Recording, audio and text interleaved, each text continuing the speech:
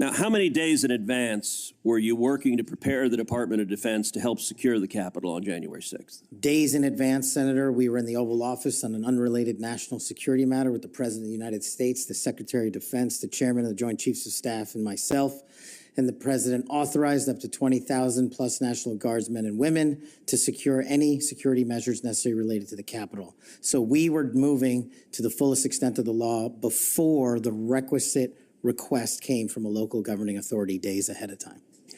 And while you were Chief of Staff at DOD, how many times did DOD approach Capitol Police and ask if they needed National Guard assistance?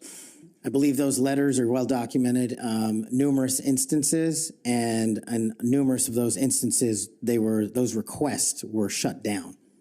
Now, am I correct that the Capitol Sergeant at Arms said assistance was unnecessary?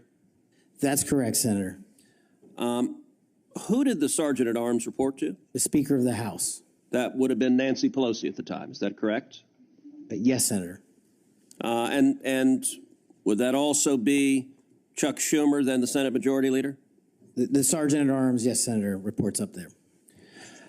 Did Mayor Bowser, the Democrat elected mayor in D.C., either request or allow National Guard assistance? She put in writing on the days leading up to January 6th, a declination for National Guard additional support.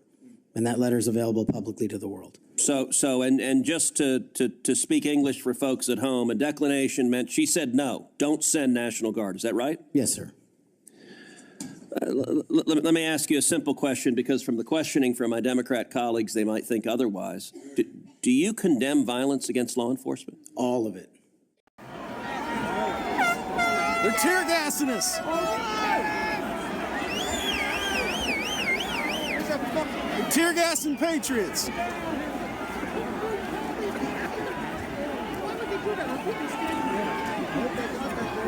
People are talking about violence on January 6th.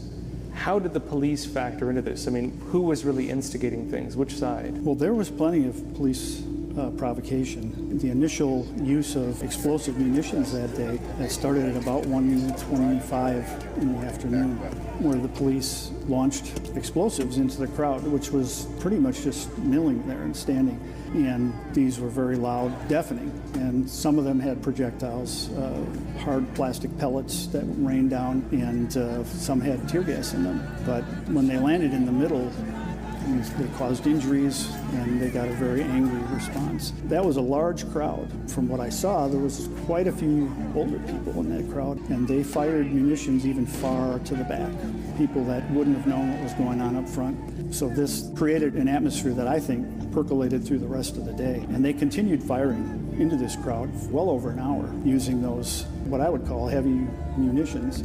So I don't know what their strategy was in using munitions, which they had said they were not going to use the less than lethal force munitions and things like that on January 6th. Hey, fire! Hey, fire! Hey, you good? You good? Hey, you just listen when I'm firing! These are people who largely support police law and order, back the blue, so they did not understand why they're being fired upon. These were throughout the crowd, so there was definitely a stirring the pot effect, and eventually it did come to a boil in certain areas. The protester was climbing the wall. He had seen somebody put a giant American flag up on the scaffolding for inauguration, and he wanted to put his Trump flag up. He scaled the wall, and when he got up there, he didn't have a chance to put the flag up. A couple officers took swipes at him over the rail and missed him, but then he actually got into a standing position, and a motorcycle police officer from Capitol Police came up with a pretty good stride and shoved him, and he fell at least 20 feet and was seriously injured. That was witnessed by a lot of people. And then when they carried him out, a lot of the crowd saw the after effects of that, and they were very upset. My analysis of a police officer pushing somebody off the wall is that that individual is committing a crime, a very serious crime, again, putting that person's life at risk. It is unconscionable for an officer to do such a thing. The officer is required to take that person off the wall, strip cuff them, take them into custody, and arrest them.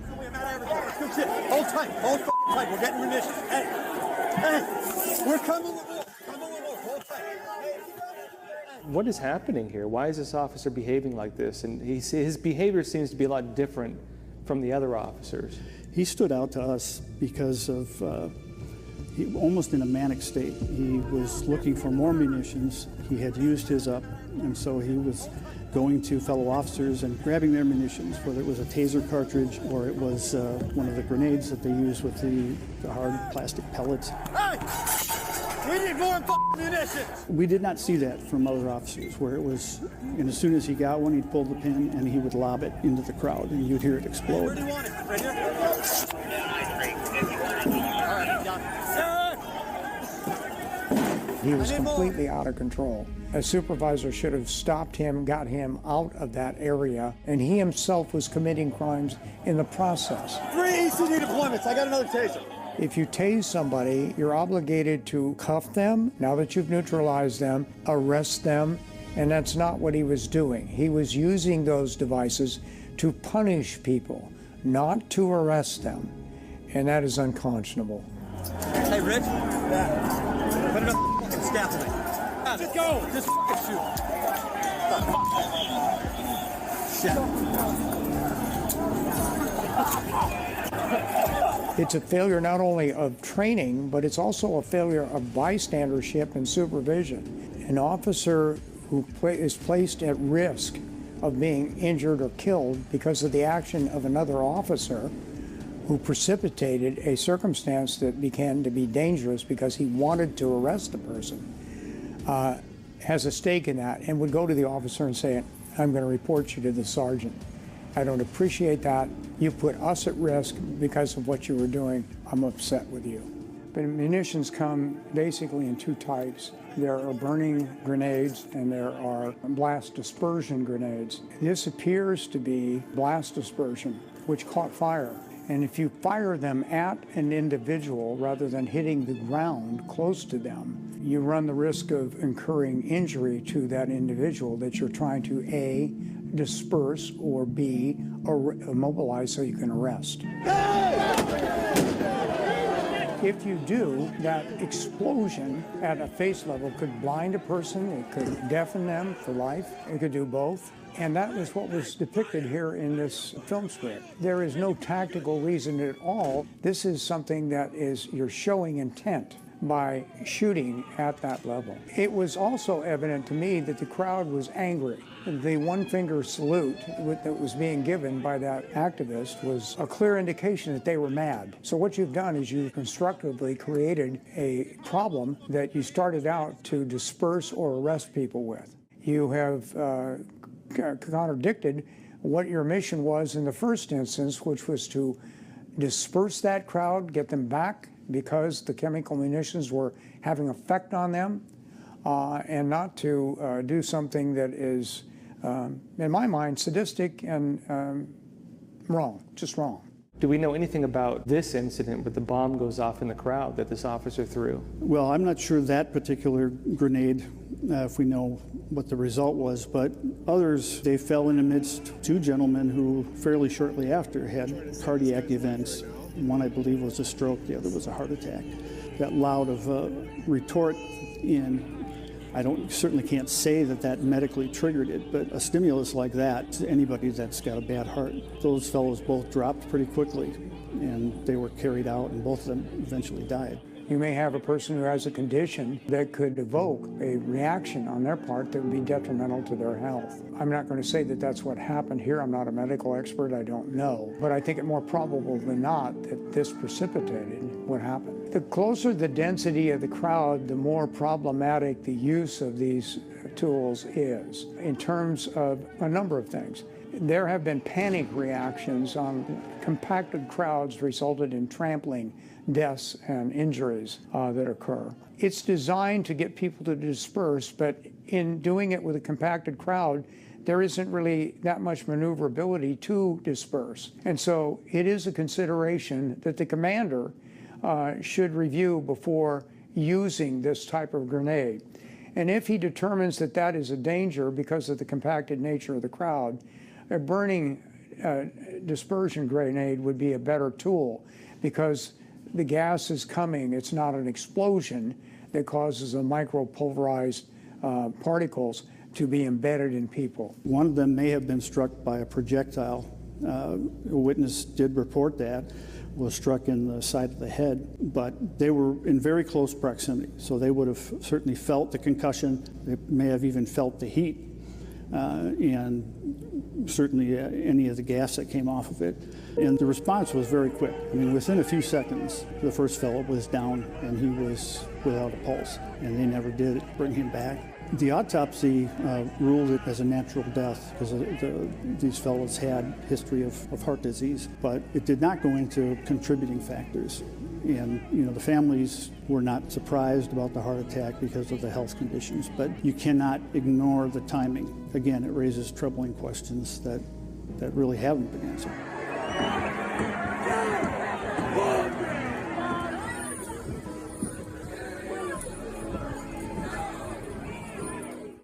What's depicted here is a police mob confronting a mob and fighting with them using techniques and tactics that they're not authorized to use, that they were not taught and trained to use. Their policies and procedures of any agency that I'm aware of does not include such thing as doing a front snap kick to an individual that you've chased away from the area, that was responded to later by the crowd doing the same tactic, a front snap kick to the officers. You've created a one-on-one contest. This is not a karate match. This is a situation where you're obligated and duty-bound to disperse the crowd and to move them back or arrest those who stay there. That's not what was done. Into their own people. We're supposed to be supporting Blue Lives Matter. We represent Blue Lives, and this is what they do to us.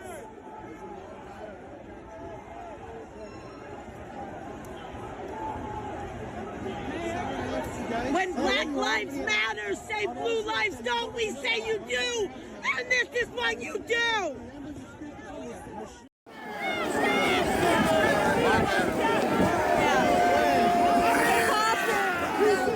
Shooting off smoke bombs.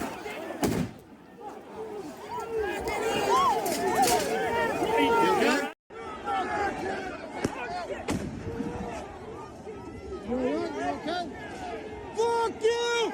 Fucking traitors! Fucking traitors!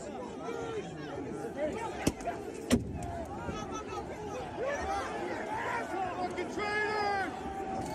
Fuck you!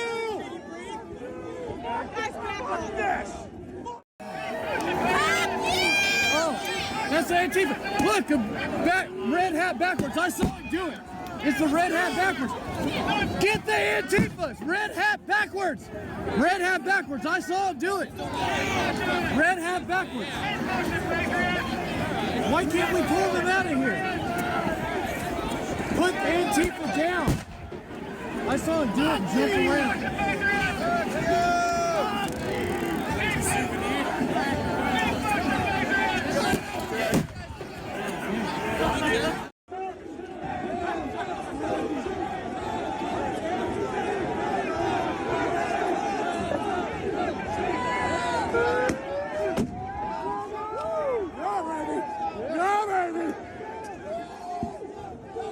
Fucking war zone out here, boys.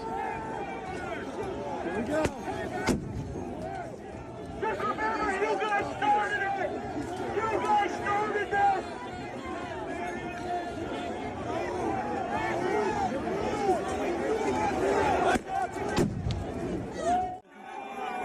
I was up here peacefully praying for a police officer when I was shot in the face with a flashbang grenade. I can't hear out of my left ear. I have second-degree burns on my face. My hair caught on fire. I can barely see out of this eye. I know. What's your name? I'm John.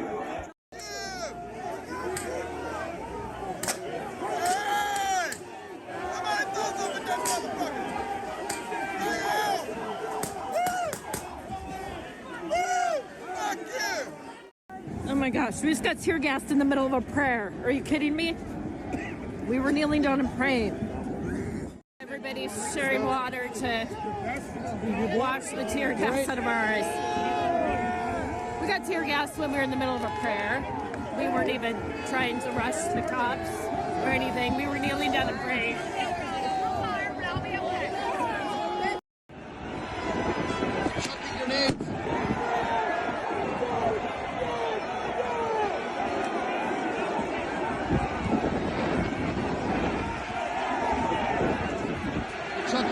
If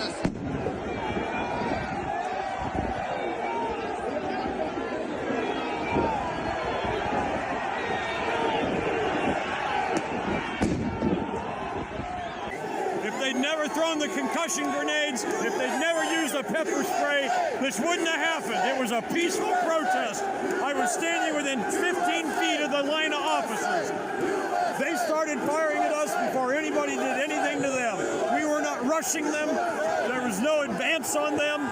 They just started throwing concussion grenades and pepper spray. Safety. Footage we reviewed seems to bolster Johnson's account. The video shows Johnson conducting the evacuation of senators from the chamber. Yet Tareq Johnson was not rewarded for what he did. He was punished. A photo emerged of Johnson wearing a MAGA hat outside the Capitol. That picture cost him his career. Sometimes I look at it and like, thank you, God, for blessing me with this hat. And sometimes I'm like, wow, I wish this hat never came in my life. A Biden voter, Johnson says he donned the hat in an effort to rescue fellow officers he believed were trapped in the building.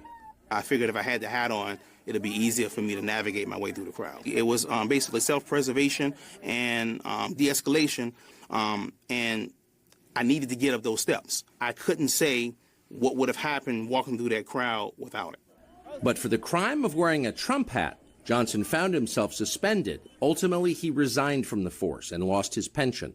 He now works part-time as a furniture mover.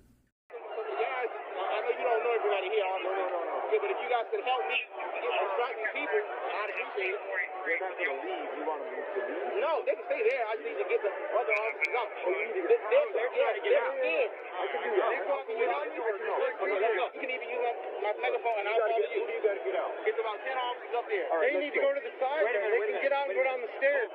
Housekeeper.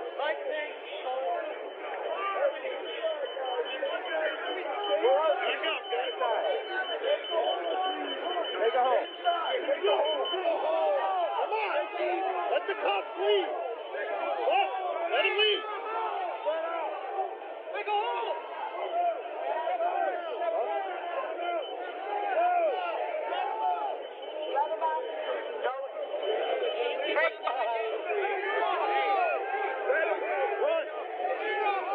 Let them leave.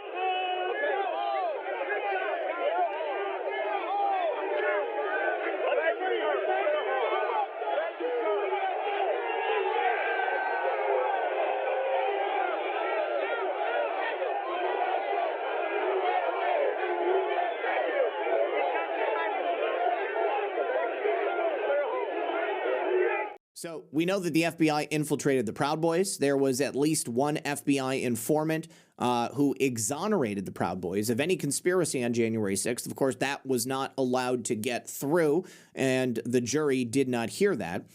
In July, Kara Castronova, who is a reporter for the Gateway Pundit, she released a series of whistleblower documents, text messages, and audio transcripts from an FBI informant named James Knowles. Now, these were his communications with his FBI handlers on January 6th. And the evidence in his communications with the freaking FBI exonerates any Trump supporters or the Proud Boys of any conspiracy or planning to storm the U.S. Capitol or even to enter the Capitol and officially to overthrow those proceedings. None of those things happened. It was all a ruse by the FBI.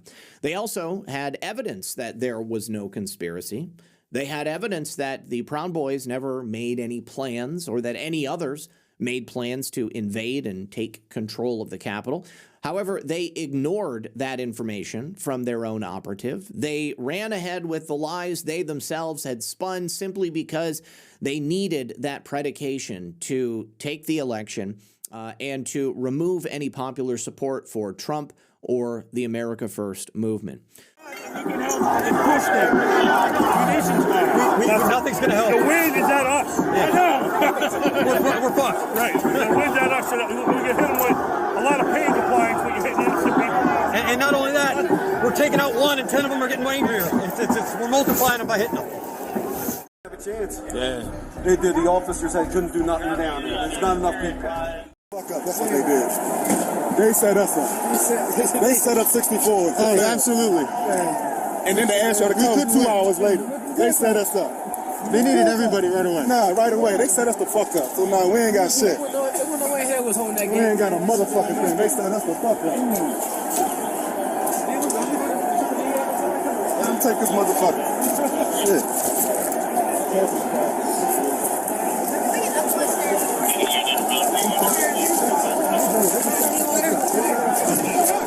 They set us the fuck up. That's your water. I'm hot. Here, you need water? Nah, here. Sucrose police got him to listen and start standing down against the cops. What's that? Some Crown police got him to listen and stop standing down. They got him to stand down against the cops. I appreciate it. Yeah, right. Dark hair, black vest, thin blue line thing on, dark hair, and he's got like a little 27 or something on his hip. No police identification on him at all. I couldn't get to him because there were so many people. But just keep an eye on. White male? White male, dark hair. Alright. It looked like a grayish black, maybe a digital Do any of your fatigue. non-uniform guys have any identifiers? Like They wristband? will have a wristband. Their guns will have a candy stripe on the barrel. Okay. I don't know the wristband color, but they'll have a wristband somewhere, okay? What?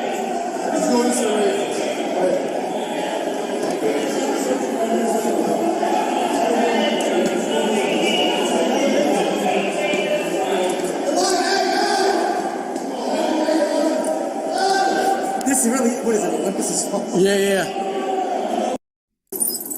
Quick question. Give me a second. Just doing a little investigation. Asking this respectfully, is anyone armed? Anyone Yes, armed? we're all armed. Police. Police? Yeah, law enforcement. Yeah. Can you show me your credentials?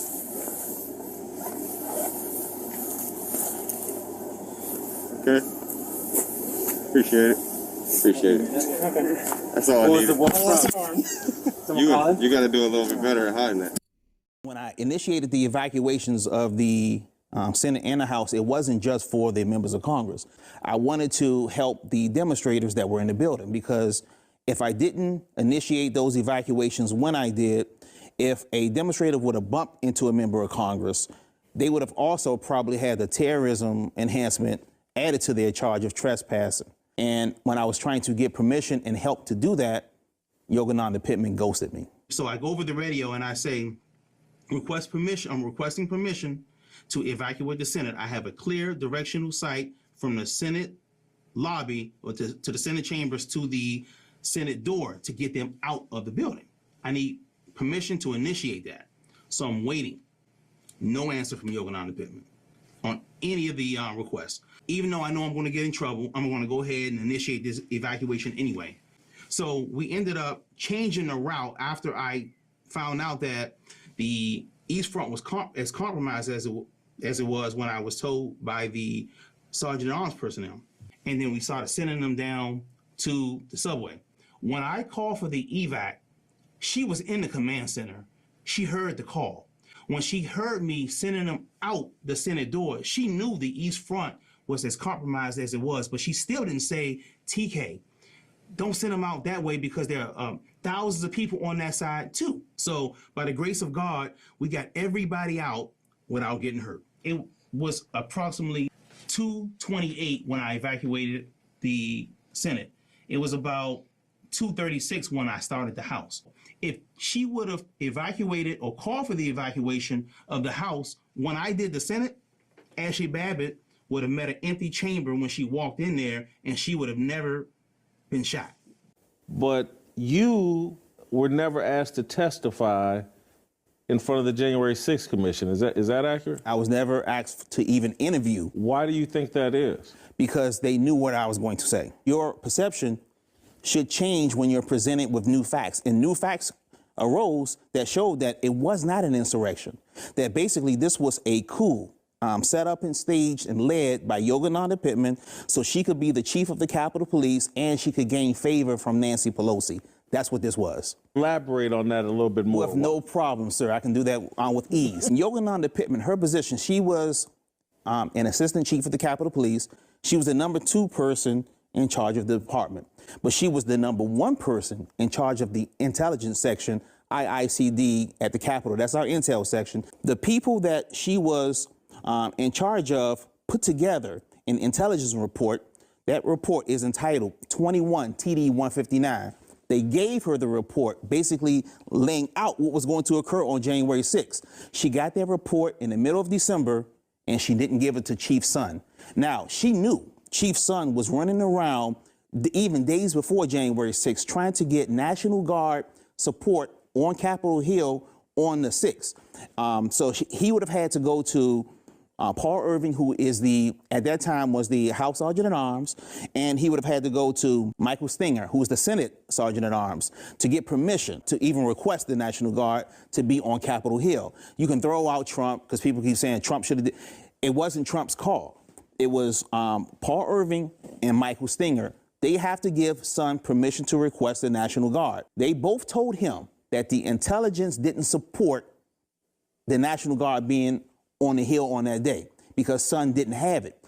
Had he had that vital information that he needed, report 21 TD 159, he would have been able to present this, and it would have been a game changer for him because he could have had the intelligence report that he needed to articulate why he needed the National Guard on site on that day. Pittman had it, and she didn't send it. CNN or the Washington Post right there, New York Times, have they reached out to you? So I spoke to one of those outlets, and I said, listen, I got proof that Yogananda Pittman was the person who caused January 6th. I got radio transmissions. I got documentations of what she did. I got documentation of Manger with the cover-up. I can prove it all. You don't have to believe me. The person said, listen, I can't help you. I don't know who can help you. I'm discontinuing this call. Goodbye. And click. And I'm like, you're supposed to be neutral. Because right now, if you look at the J6 final report, Yogananda Pittman basically saved the mark. The very next day, less than 24 hours after we got control of the Capitol, Nancy Pelosi goes on national TV, blames the leadership at the top of Capitol Police, calls for my resignation on national TV, and then lies about me. Okay? The very next day, puts Yogananda Pittman as acting chief. But Yogananda Pittman, you just described her as the head of intelligence for Capitol Police. Correct. So if there was an intelligence failure, which again doesn't seem like a failure, it seems very intentional to me, but if there was such a failure, she'd be responsible, correct? Or she'd be in the chain of responsibility anyway. Well, I mean, she was the head of intelligence. So if there's intelligence failure, my thing is, do a proper analysis. Why do a knee-jerk reaction? I mean, putting her in charge. I mean, she ended up getting a vote of no confidence, so she didn't get the position from the police officers because many were upset with what happened. Where did she wind up? Where is she now? Yeah. She's chief of police for the University of California, Berkeley. Interesting. So right across from Nancy Pelosi's district. That is correct, in the Bay Area. That is correct. So you just kind of take the Bay Bridge over there, and that's where she is now. What does that position pay? Do you know? I think it pays pretty well. There was, pays extraordinarily well. I'm sure it pays. I'm sure it pays pretty good. It's interesting. There was a hearing just recently that was on TV. You can look at it, where the chief of police, Tom Manger, was asked about her position. It turns out that she was given some type of a secret leave so she could start her job on February 1st as the chief of police and not retire from the Capitol Police for months later. Oh, so she get the benefits. Yeah, think about that. Yeah. It appears to be against departmental policy. And nobody allegedly was told. What you're saying is that the head of intelligence for the Capitol Police, which demonstrably didn't have the intelligence it needed to protect the building, that person was first elevated to acting chief of Capitol Police and then given a very high-paying job right across from Nancy Pelosi's district at the University of California, Berkeley. That is correct. And I will say this. So that looks like a reward to me. Well, I do know that the unit had significant intelligence. And I know many people within the unit were pushing that intelligence up to the leadership of the unit. So I do know that. Many of them became whistleblowers, and many of them were punished and forced to resign. Yep. This looks like a scam. I mean, it's just saying. Literally attacked by the police. And they've tried to say the entire time that we went there to overthrow our government and to kill everybody. Let me tell you something. I know this isn't probably the popular way to say it, but If we were cannibals, we would have eaten every policeman there in 2 bites each and gone home hungry. But you know what? We're not cannibals. We didn't go for that.